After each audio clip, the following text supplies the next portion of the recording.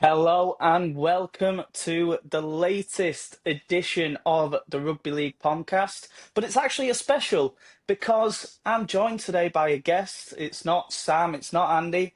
It's someone who I've admired what he's done for rugby league since he's come into the game.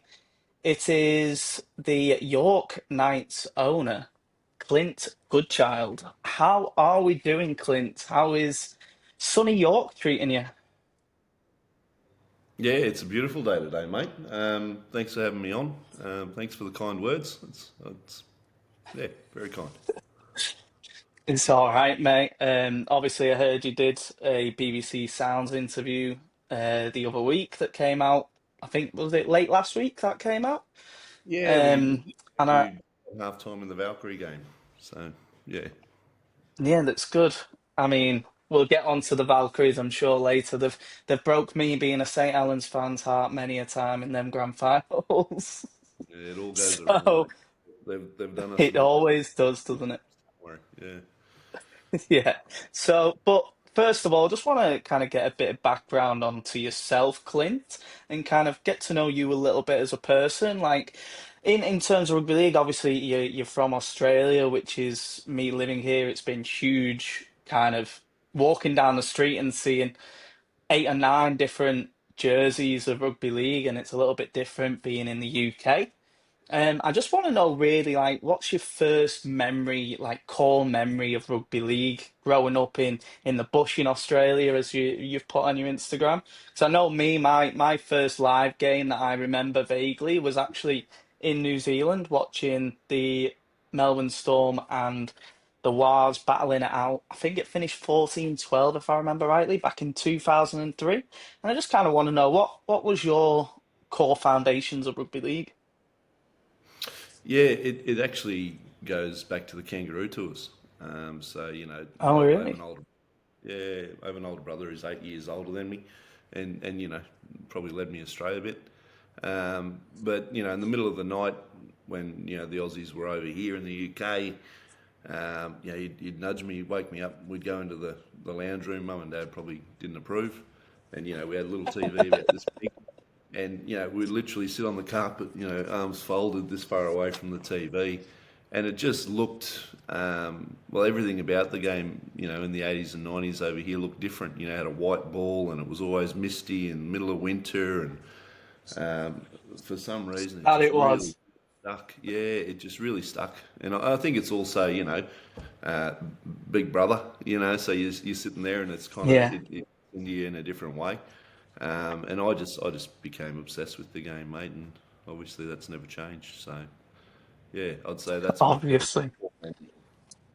That's a beautiful memory, and well, I mean, I grew up with four older sisters, and my memories of them was them dressing me up in dresses and wigs. So, I think I'd have much preferred me brother giving me a nudge to get me up in the middle of the night than dancing to Spice Girls. So, but Oh, there's as you obviously, yeah, as you obviously got older and kind of you became a lot more successful in business and grew, was it always a goal of yours to invest into the game that you love and adore? No, mate. No, it kind of came around randomly. There's probably there's probably a few dominoes that fell for it to become an opportunity. I was living, and by the way, mate, I've lost as many, in business, mate. I've had as many losses as I had wins. So, Yeah, I don't want to sit here and make out I've got it all right all the time. I don't.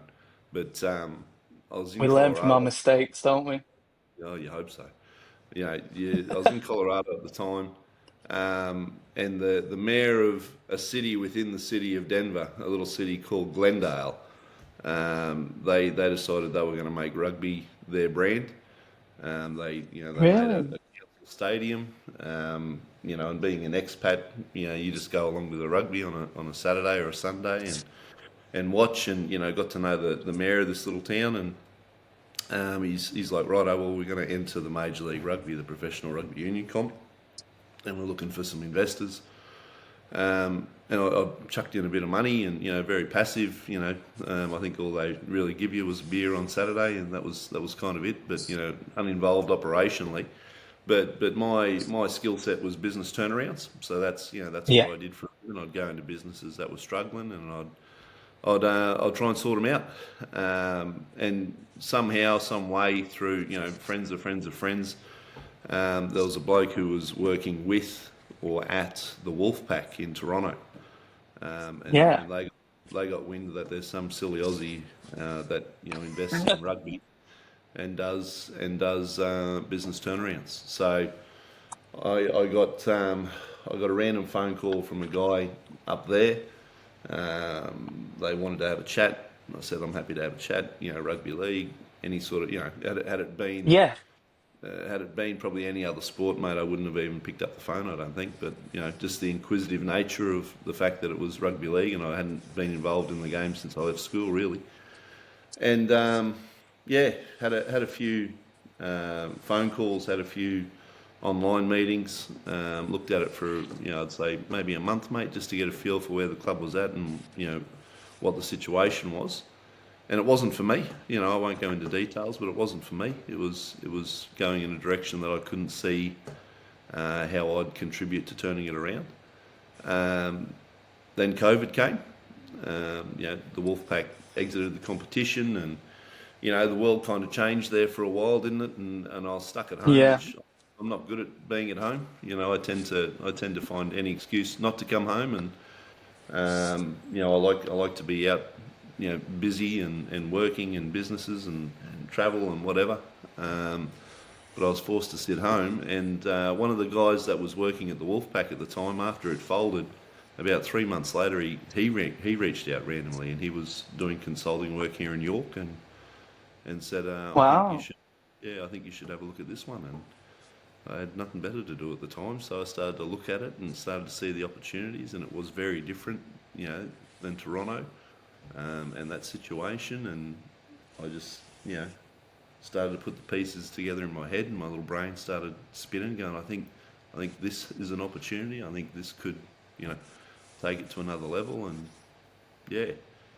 So whether it was midlife crisis or whatever, it's still the best thing I've ever done, mate. It takes all of you. It takes all of you. You can't be half pregnant when you get involved in this sort of stuff. You have to be, You've got to you know, throw yourself into it, haven't you? yeah, and just give yourself to it. So that's what I've tried to do, mate. And came over here in December 21, closed the deal in January 22, and I haven't really left since. So um, yeah, I mean, it's the a idea. beautiful city to be part of, though, and York, especially the community that you're building, which I'll get onto in a minute. But obviously, you've kind of answered the question that I was going to go on to next, and but also like, why necessarily York? What was the bit that got you like really thinking and imagining like what could be? What captured your imagination with the York project, especially? Yeah, I always say it's head and heart were aligned on this one.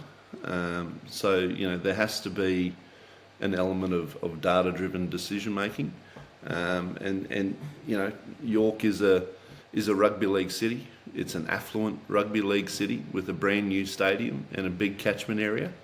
Name another one. Exactly. And Name another that's one of the one. things that yeah, that's one of the things that people probably haven't looked into, especially when we talk about expansion of the game and that growth, is just how much potential a club like York has. It's got so much growth area to expand it. Like you said, it's still in that heartlands. It's still, North Yorkshire at the end of the day, and it's a real good potential to build up on. No, And mate. that's what we're seeing It's kind of with you guys at the minute. Yeah, and it is a rugby league city, like that. The first. So talking about kangaroo tours, you go back to 1908 when the Kangaroos first came over on that very first tour, Daily Messenger, and you'd know this, I'm sure, but they'd play all the clubs in between the Test Yeah. matches, and they'd be over here for the better part of 2.5, 3 months. So the first ever game that a club didn't lose to Australia was York. So on the fourth game of that first ever tour, York drew with Australia 5-all, and that was the first time Australia didn't beat, a club team. So Well, it's that's not, one fact the I little didn't hats that know. Paul made it. That's 18, yeah, yeah, that's an amazing bit of 1868, mate. history. In the 20s and 30s, yeah, in the 20s and 30s, this club was, in its absolute pomp, mate. It was, one of the top two or three clubs in Yorkshire, and it's Mm. kind of had those peaks and valleys ever since then. But we're just trying to flatten that out and make sure that it's a steady climb to the top. Yeah. And obviously we were talking about the exciting times ahead, but that core foundation of it has been the community spirit that I think you've built over the last like 4 or 5 years at York, whereas I feel like you're really getting everyone involved. You've obviously got the newly rebranded, well, I say newly, it's about 3 years ago now with the new logos and the York Knights Women's turning into the York Valkyrie, which is one of the best rebrands I think rugby league's had. I think it really says what it is, and it's a really good name to have.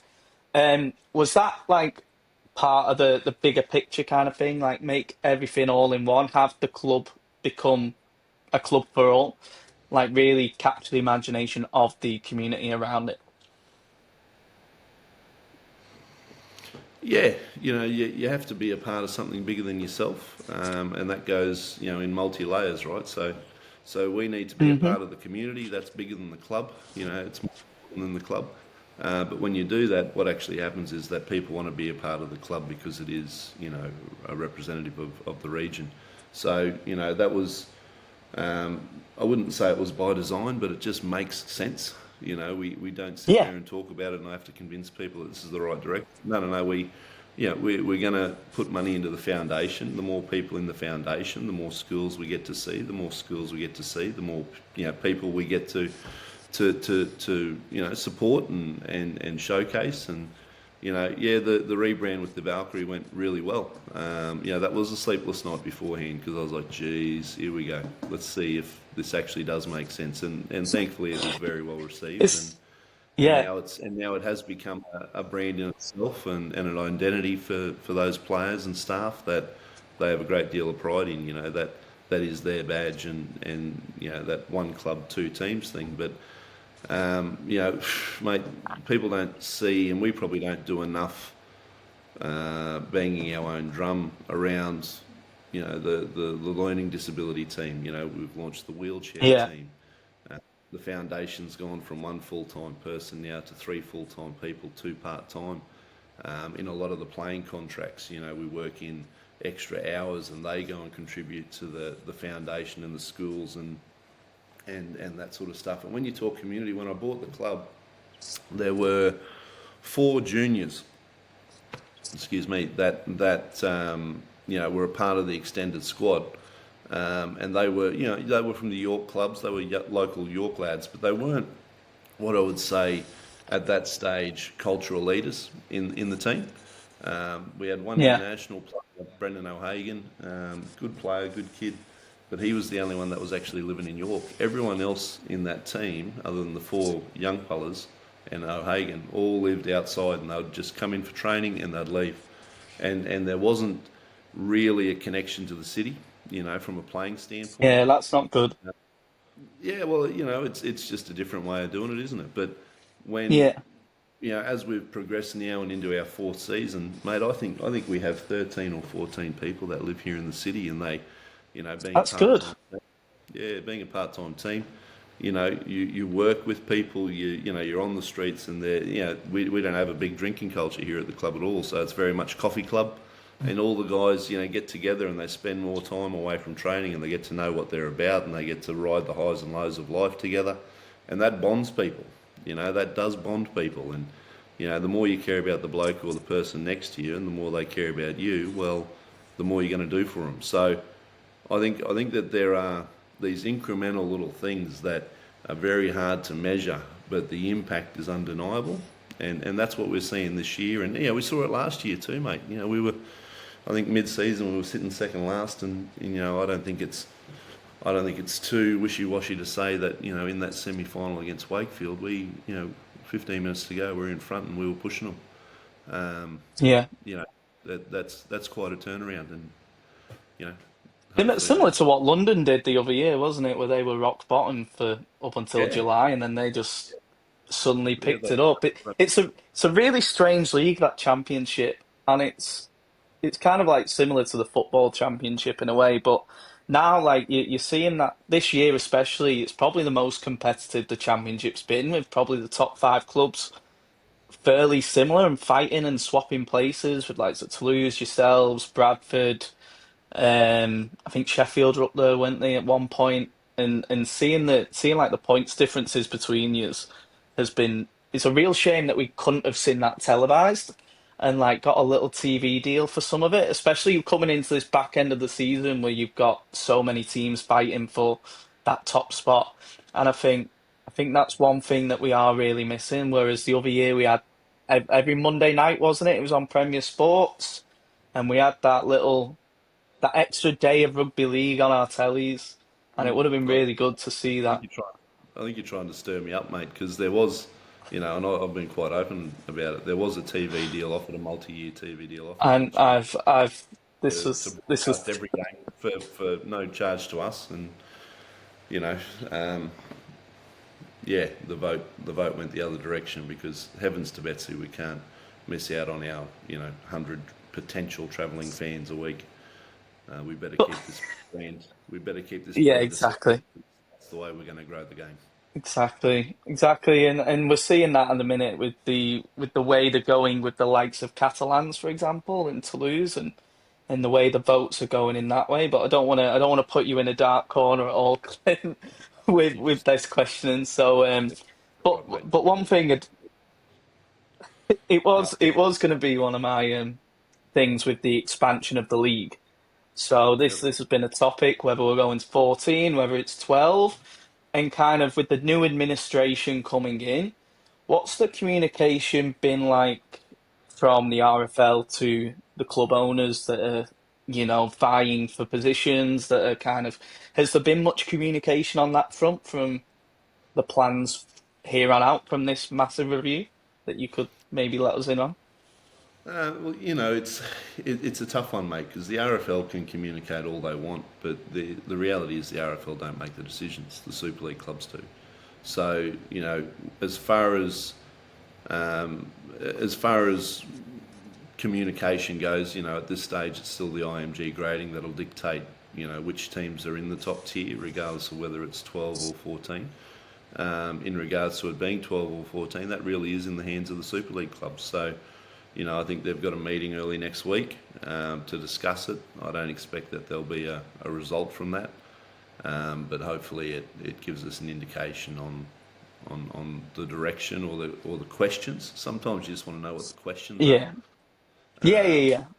For instance, if it's 14, and let's say that there's one team that comes out of the current batch of Super League clubs, well, that would be three opportunities, but I don't think it would be fair to the Super League clubs that are still there, the 11 that remain, to have their already shrunken distribution figure split three more ways or feeding three more mouths. I think whichever clubs go up there, they have to basically go in there knowing that, right, I need to be self-sufficient this year until we get into this next TV deal rotation in 2027. Now, I do hope that that's the direction they go. That's our business plan is all around we're getting nothing next year and we're going to be ready and we're going to compete and we're going to build something at that level and just do, honestly, mate, for me, it's exactly what we've done in the championship. Like 100K doesn't pay the medical bills, let alone players or coaches or staff. So Yeah. we're already operating in that way. It's just making sure that you don't overspend on players. So that's where promotion relegation bankrupts clubs and where Yeah. the hope is. And I know fans love the turmoil that's attached to it, but you need jeopardy at the top of the competition, not at the bottom. Whatever I jeopardy's agree. competition, you're buggered. And we've only got Yeah. three clubs in Super League that have ever won it since '96. And again, I'm a data-driven guy. Like, that's not good enough. We Oh, need to have, exactly. you know, since '96 we should have had, almost every club in that top tier, at least some silverware in the Super League, not in the Challenge Cup. I think the Challenge Cup's a bit of a band-aid for silverware because, there is a luck of the draw element to it. And even that is like barely as many winners of it anyway in comparison to the years that Super Leagues existed. I think we've had, is it 7 or 8 league leaders shield winners, but only 4 have ever won the grand final. One of which Yeah, is Bradford that have been down since 2014, twenty that's right. thirteen. So over 11, 12 years that But they've there's been only out. three. And obviously, I'm not going to complain being a St. Helens fan.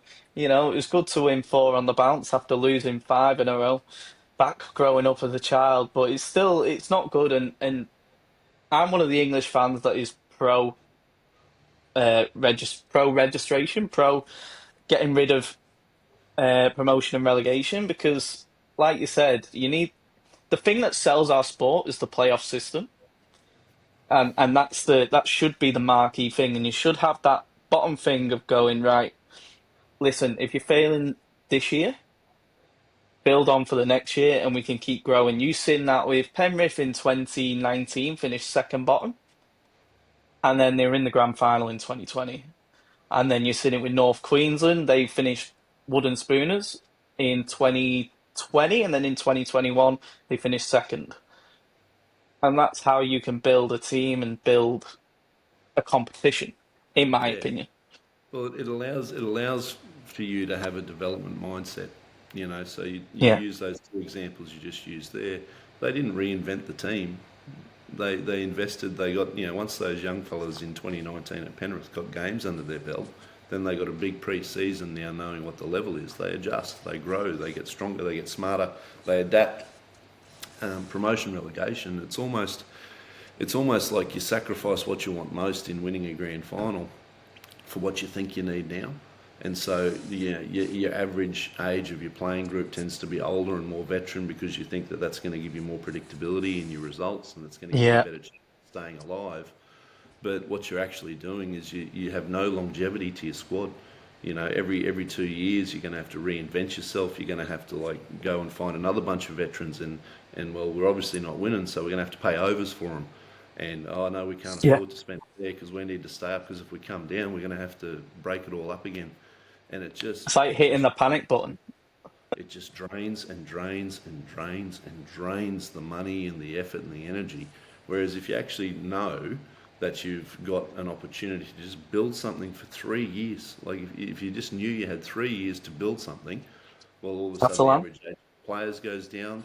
Average age and experience means that they're lower on the price spectrum. You can control your cap to what your income is, and you set yourself a cap. You set yourself a budget instead of going, oh, geez, we've got to spend the cap because if we don't and we come down, the fans will hate it.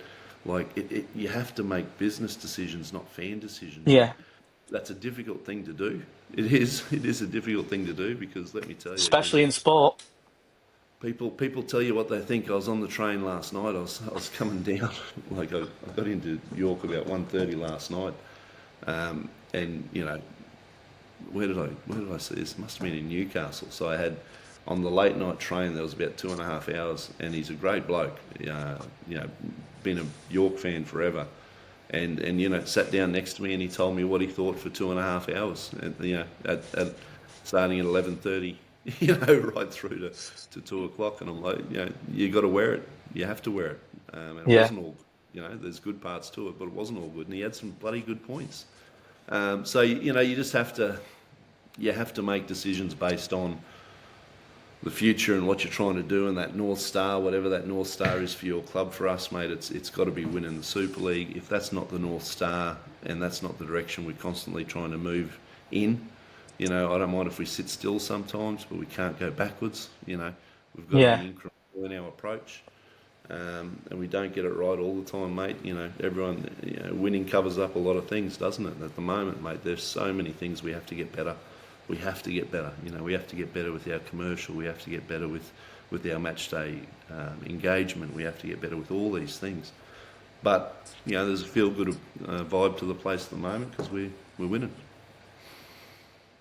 Yeah, and you know what? It's great to hear an owner with such vision of this when we're having all these reports coming out about the way the negotiations are being handled at the top level with the expansion clubs, the likes of Catalan, who just seem to be, as John Wilkin put it at the game last night, just seems to be getting choked out at the minute, and Toulouse, and kind of there just seems to be no there seems to be no vision from the top in as a fan's perspective, whereas it's good to hear an owner talk about that vision, the end goal, and the way we can move forward, as you say with York and then developments and everything around the league. So that's perfect. And finally, like for my part, and then we'll go on to a couple of fan questions I've got for you, from one of your, I believe he's part of the supporters trust in Gavin. But more is the goals for the future, which you've just perfectly said. Have the initial goals changed much from when you started? Did you first have like a smaller plan and then a bigger plan, or did you have that big plan and then take all your steps backwards? Yeah, How it's how did it reverse change? engineered. It's reverse engineered from the top because it has to be. Like that's where getting to the Super League is now our goal. That's just a step. Yeah, Like it can't just end there, and we can't sit in that celebratory mode for too long. If that does happen, don't worry.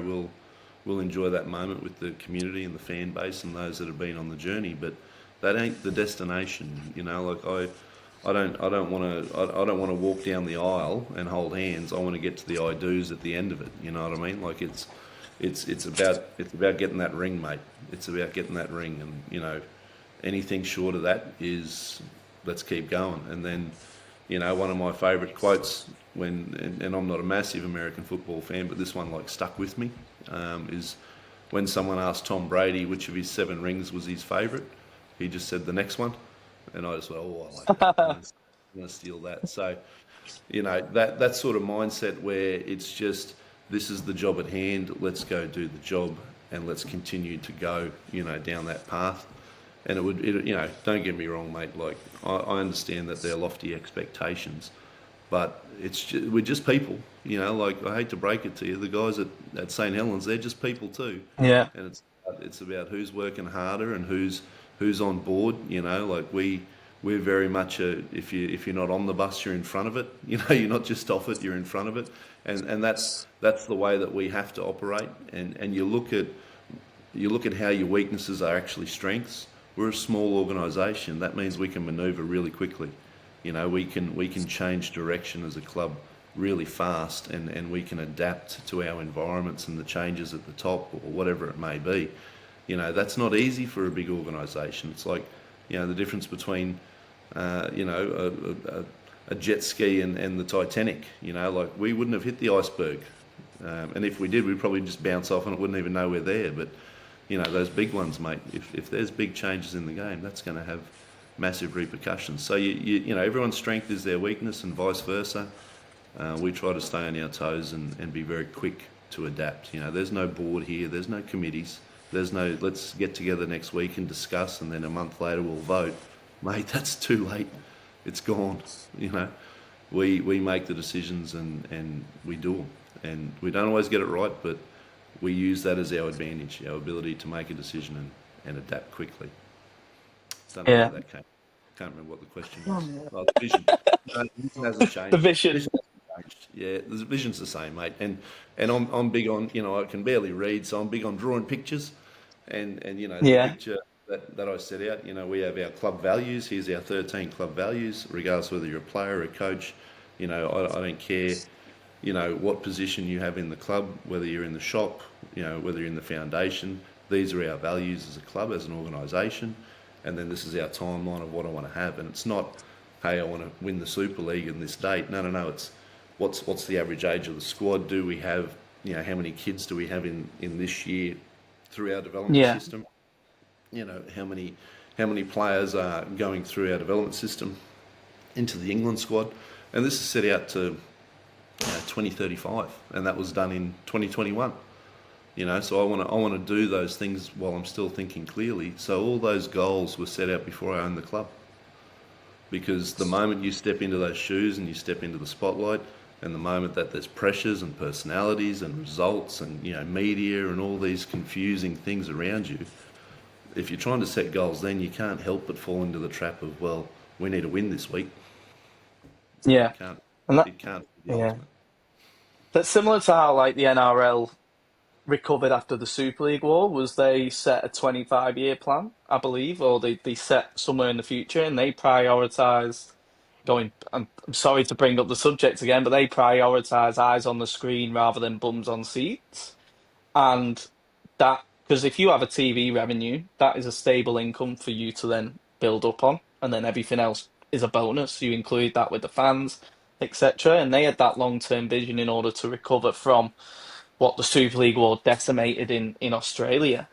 And it's kind of always been a thing with rugby league that we've prioritised bums on seats in the UK. You look at with the away fans argument that we brought up before, and then you look at the figures for attendances in the Super League with every game live on TV, and they're pretty much the same, if not slightly better than they was before.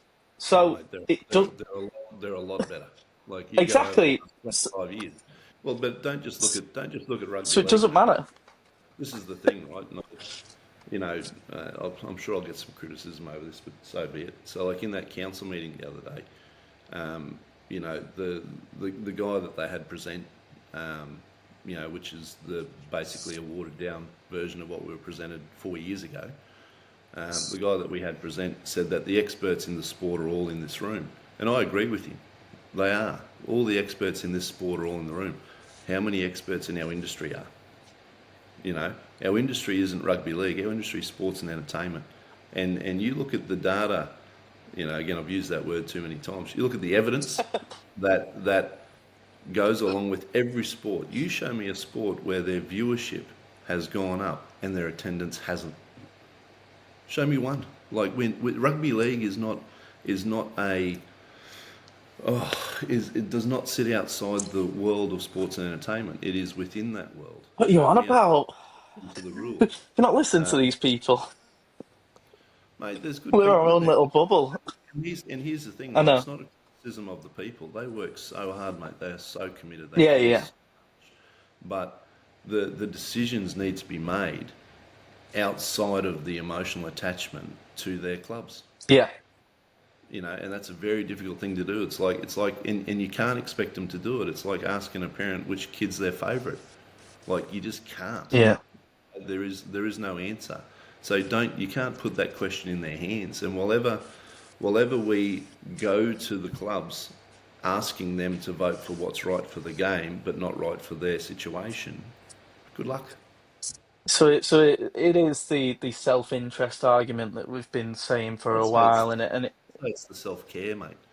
They have a self-care. responsibility. Sorry, yeah, They have a yeah, responsibility to their clubs. They have a yeah, responsibility to do what's in the best yeah. They interest do. of. It's not selfish. It's a responsibility.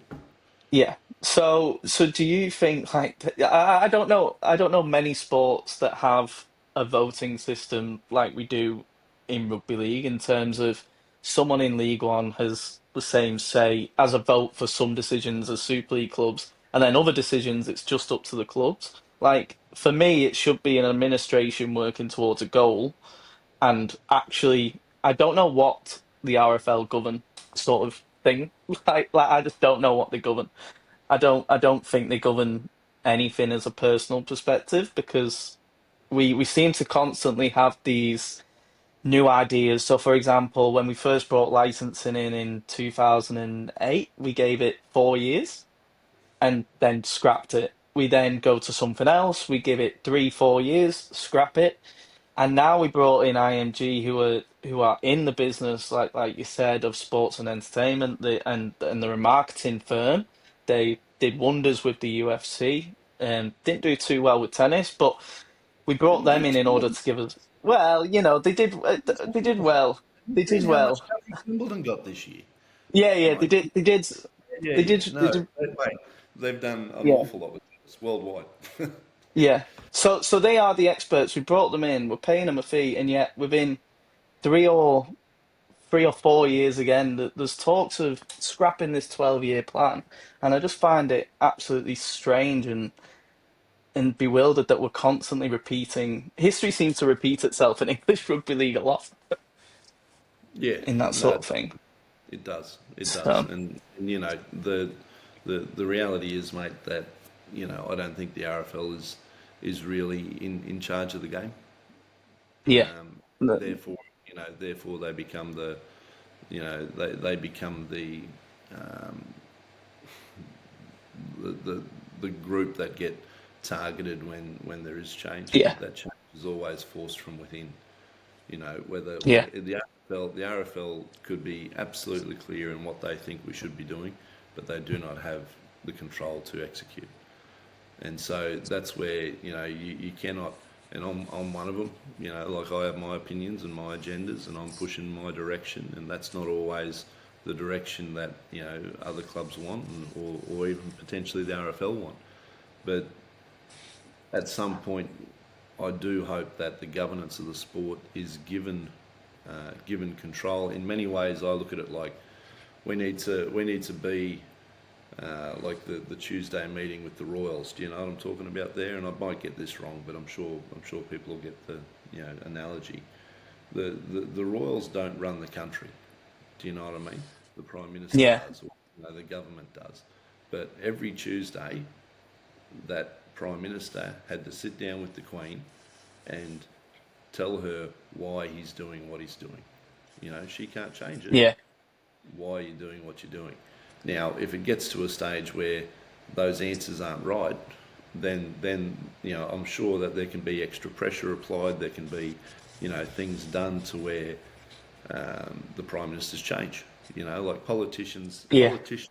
Do you use the word nappies or diapers over here? What's the Nappies so we you use. heard this one? You heard this one before? Like politicians and nappies. Uh, they should be changed regularly and for the same reason. You know, they're full of shit, mate. So the the the reality is that whoever's in charge of a game, and you look at organisations like KPMG, right? So KPMG, one of the largest companies, and they are finance driven, data, numbers is their business. They don't let their top person sit in that top job for more than 3 years. They do not let them sit there for 3 years. They retire them because it's too much. You can't think clearly once after Yeah, fatigue sets in, after pressure sets in. Like you have to have a constant, you know, rehire process where you've got someone who's coming into that role. They're in alignment with the longer goal. They've got the energy to keep pushing. Because whoever's sitting in that hot seat at the top, mate, let me tell you, leadership is lonely and it is brutal. Everyone's your friend until you're there, and then all they want is everything. So, yeah. you You'll have know, seen that a lot in your career. oh, mate, you know, the biggest risk in any sort of high pressure environment is fatigue and burnout. You know, like you can have Yeah, all the right answers, but if you can't execute it the right way, you buggered. yeah. And I think it's a good point to get onto some of your fans' questions from Gavin. Now, I messaged him because he's York mad. He goes to home and away, and I thought I'd send a few his way, and he sent me a few. So obviously, you've just set up a new three-way partnership. I seen the social media post that went out. Was it yesterday with the Penrith Panthers and Newcastle Thunder? It sounds exciting, he says, and is this how York finally secure a long-term academy pathway? He's asked. And Yeah, how hands-on will Penrith be? let's say again. Sorry, I missed that.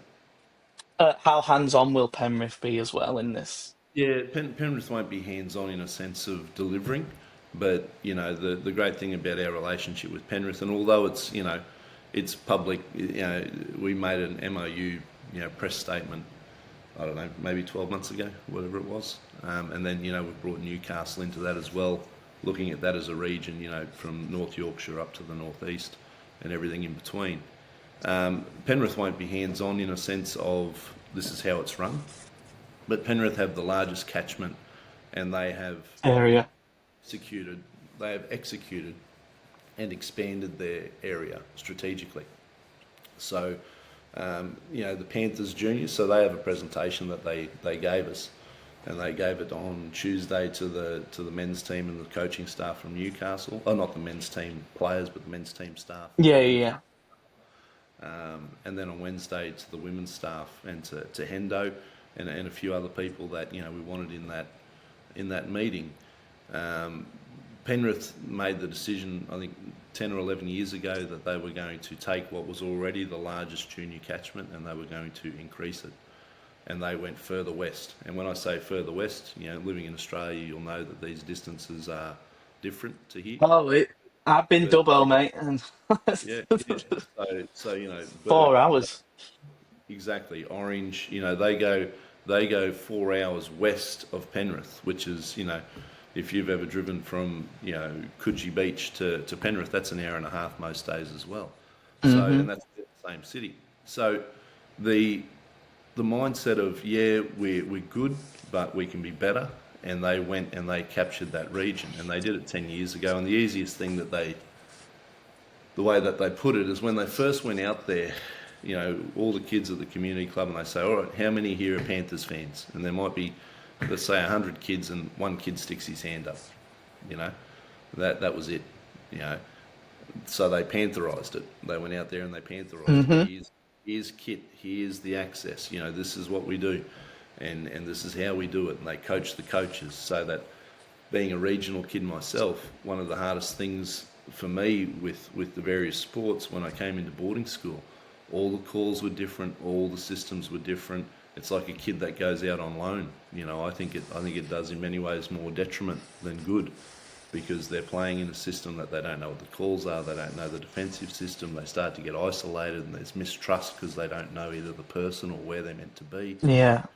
and it starts to become this crumbling cookie of poor decisions through misinformation.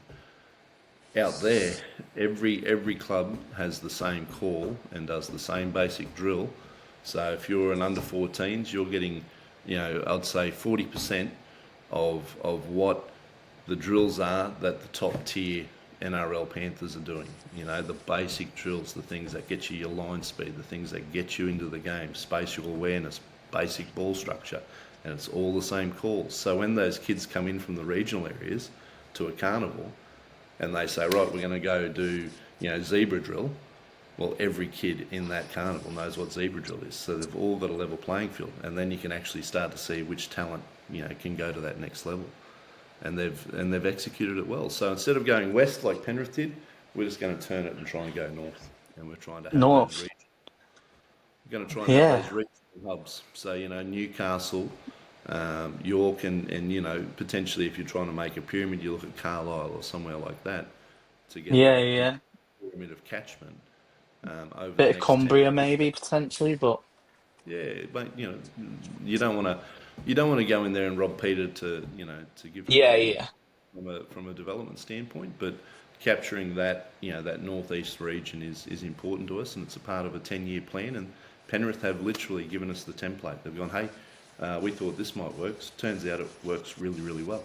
You know, and again, it's the evidence is there that it does. They've gone from a good junior catchment to now, when they've won their premierships, out of the guys that played on those grand finals, I think it was 14 that came through their system out of, let's say Hmm. the 14 out of the 17, 15 out of the 17, 14 out of the 17. And then I think the last one was like 15 or 16 out of the 17. And then this year, and you look at how many they've had pilfered from the top and bottom, you can make a pretty good team Yeah. out of what's been taken The at ones the that top. left.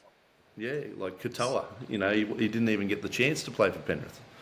They got him No. before he And got hurt. he's one of the best sevens in the league at the minute.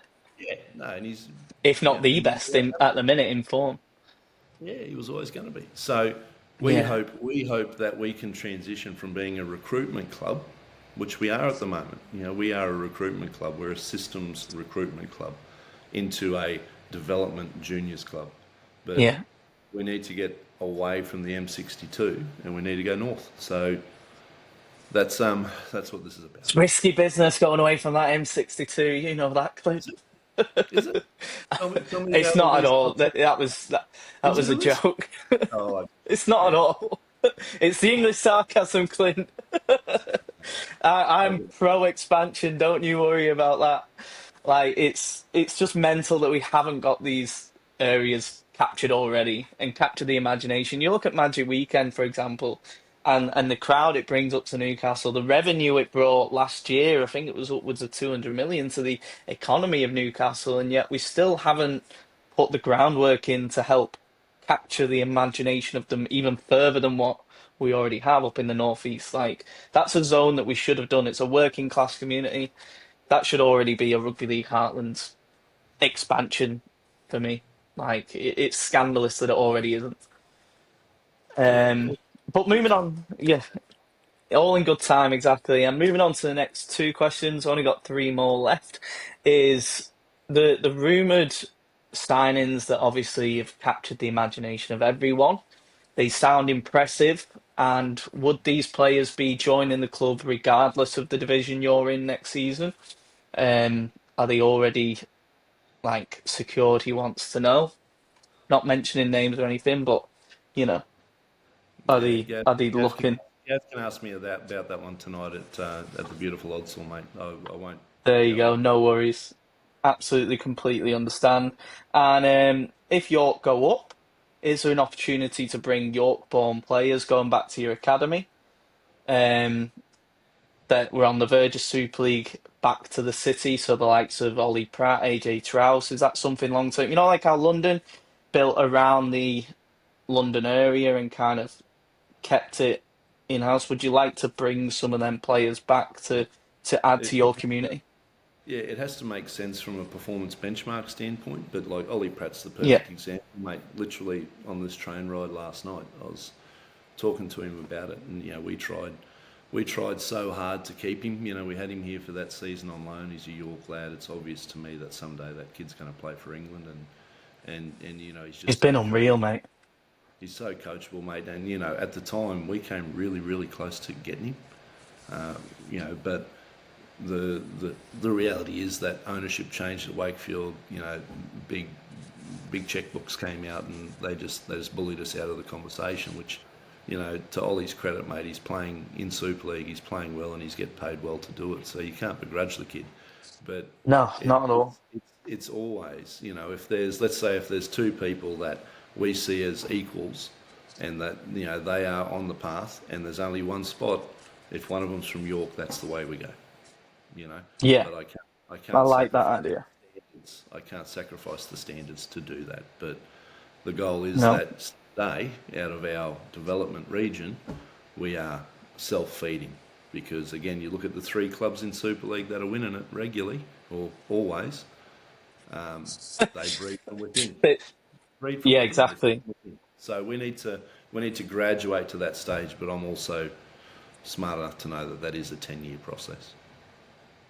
Yeah, that was it's beautifully put, to be honest, because like you said, the community side of it in terms of youth development has been the foundations of your Wiggins, your St. Helens, your Leeds.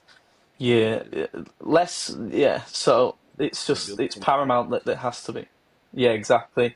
And the final question is worded is where do you see York Knights, Newcastle Thunder, and European Rugby League in 5 or 10 years? But you've pretty much answered the York Knights perspective. So where do you see Newcastle Thunder and European Rugby League in the next 5 to 10? Would you Um, like more involvement? Say again, sorry. The last bit. Would you like us to be more involved with kind of the European Rugby League potentially in Yeah, help expansion with that? yeah. To me, mate, we need to let go of this idea that rugby league only works in rugby league areas. Don't get me wrong; it'll get Hmm. quick attraction. It'll get quick attraction wherever the game's obviously thought of, wider. But to me, I think there's a very simple and successful construct of what this sport should look like, and it's you look at the 100.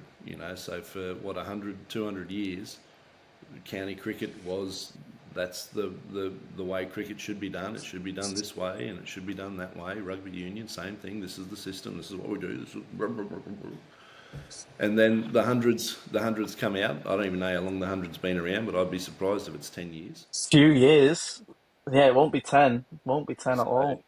all these I- other county clubs with all their stripy ties, they're broke, mate. They're done. The rugby union clubs, Mhm. they're broke too. There's always the exception to the rule, but the games are financially not in a good place, as is rugby league, broke. So Mhm. you look at the 100, here's this one sport that's gone, you know what, let's do it as a startup. What are we going to do? Here's a novel idea. Why don't we go to the places that have the most people and commercial opportunity with facilities that can, deliver a product? And why don't we make it entertaining to the non-cricket fan? Let's make it all about the show, and let's squeeze it into a shorter time period where people can consume it. They can go after work with their kids and get home and still have dessert, watch the telly and go to bed at a decent hour. They made it for the consumer market. They went to a region where there is opportunity to grow the sport, and they got criticised for it. They were not liked by the counties, and they were not liked by X, Y, and Z, and that's fine. Now, all those counties are turning around with their big hands out, going, "Well, I think that there's probably an opportunity here for you to contribute to our cause." That's, I don't know which region of the country that is, so forgive me for that, but and I just smile because it's a franchise model where they've made a decision that they're going to make this for the non-cricket traditionalist, and there's growth, amazing, and they just I don't know, they raised 900 million from 5 of their 8 franchises from players from countries and regions that aren't into cricket. That sounds like a business model. Oh my goodness, let's be careful. We don't want to start thinking about profit and growth. That would be a scary situation. Oh, it absolutely would be. I mean, where would our sport be if we thought about that? It's not in the position it's currently in, I wonder. But what an opportunity, mate! So, What an opportunity, hey? The game actually has the world at its feet because it is small enough to adapt quickly. yeah. If you imagine if football wanted to become the 100, how difficult would that be? Very. We I have mean, to, you seen it the other year with when they tried to do a Super League, for yeah, example. yeah, mate. There's too That much got money. kiboshed within a week. It's too big. You can't turn the Titanic quick enough. Rugby league, mate, we are in the driver's seat. We can adapt to what the market wants. It's just whether we're brave enough to. Yeah, and you look at the minute with the Rugby 360 that's just about to be launched as well next year, and they're already making their plans to adapt. So I think it's time Rugby League does too.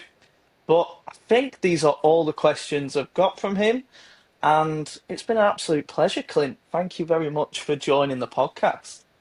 All good, mate. Thanks for the call. Yeah, and this has been the Rugby League POMcast. I've been with Clint Goodchild. It's been wonderful to talk about York with him, Rugby League in England, and on the next episode, we'll catch you. See ya. Cheers, mate.